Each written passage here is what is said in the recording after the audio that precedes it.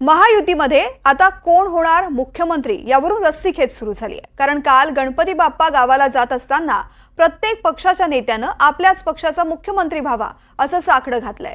शिंदे, फडणवीस आणि अजित पवार याबद्दल काहीही बोलले नसले तरी कार्यकर्ते आणि नेत्यांनी मात्र आपलाच मुख्यमंत्री करण्याचा चंग बांधलाय। पाहुयात महायुतीमध्ये ही रस्सीखेच कशी सुरू आहे।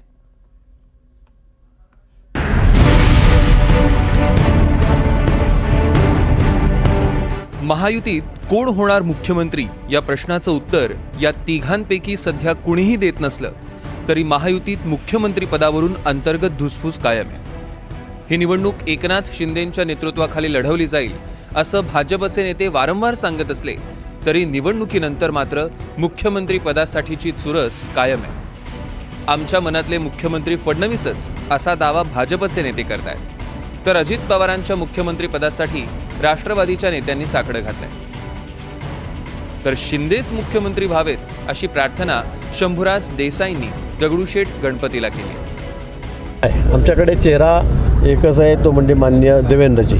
जर भाजपचा मुख्यमंत्री असेल तर देवेंद्रजीच होतील। या उपरही पक्षश्रेष्ठींना सर्व अधिकार आहेत, आमच्याकडे आम्हाला काही अधिकार नाही। पण आमच्या मनातला मुख्यमंत्री राज्यात आहे भाजपचा असेल तर ते देवेंद्रजीच आहे। पुढच्या वर्षीचा जो शासकीय महापूजेचा गणपतीचा जो सोहळा असेल तो नक्कीच वर्षा बंगल्यावर असेल आणि त्यावेळेस अजितदादाच गणेशाची पूजा करो हीच माझी मंगलमूर्तीच्या चरणी प्रार्थना आहे आणि माझं स्वप्न गणराया पूर्ण करेल। माझ्या मनामध्ये एकनाथ शिंदे आहेत, हे आमचे सगळे मनामध्ये आहेत, परंतु याचा निर्णय ते सर्वजण मिळून घेतील।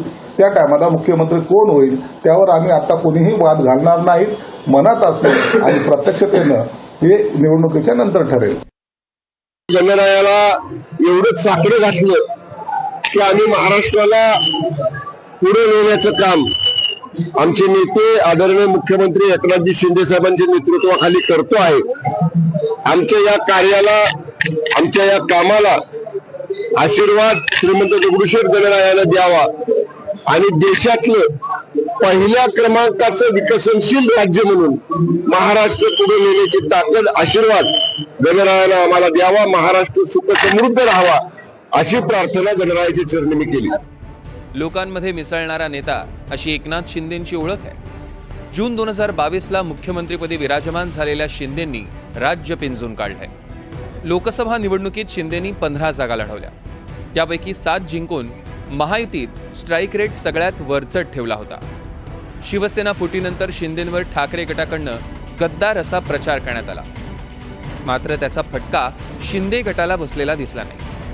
लाडकी बहीण योजनांसारख्या योजनांच्या माध्यमातून मुख्यमंत्री घरोघरी प्रचार करतायत, तर देवेंद्र फडणवीसांनी विविध निर्णयांनी मुख्यमंत्री पदाची आपली कारकीर्द गाजवलेली आहे। महाराष्ट्रातले आघाडीचे राजकीय रणनीतिकार अशी फडणवीसांची ओळख आहे।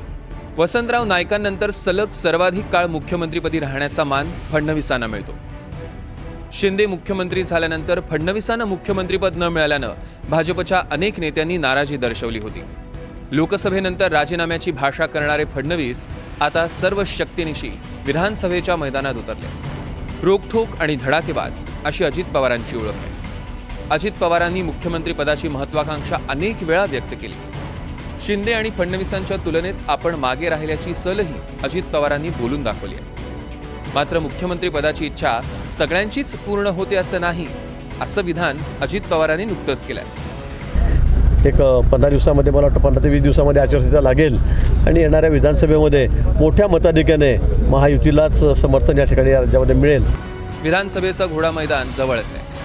येत्या 15-20 दिवसात आचारसंहिता लागण्याची शक्यता आहे। आपलाच नेता मुख्यमंत्री व्हावा अशी प्रत्येक पक्षाच्या कार्यकर्त्यांची इच्छा असते। मुख्यमंत्री पदावर आतापर्यंत तरी शिंदे, फडणवीस आणि अजित पवार यांनी कुठलंही स्पष्ट मत व्यक्त केलेलं नाही। तिकडे महाविकास आघाडी मुख्यमंत्री पदाचा चेहरा जाहीर करायला तयार नाही, तर महायुतीत मुख्यमंत्री पदावरून रस्सीखेच सुरू आहे। त्यामुळे येत्या निवडणुकीत महायुती कुणाच्या चेहऱ्यावर मतं मागणार याची उत्सुकता आहे। Bureau report, NDTV Marathi, Mumbai.